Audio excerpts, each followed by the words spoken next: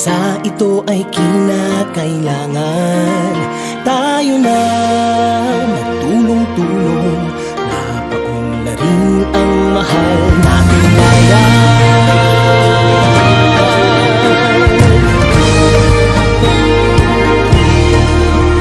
Panahon na magbabago at ayos ang mga dapat ayusin.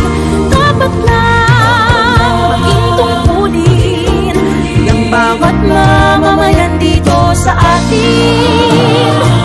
Ng pagbabago patungo sa pag-asenso, magsikap ng mabuti at nang guminhawa tayo.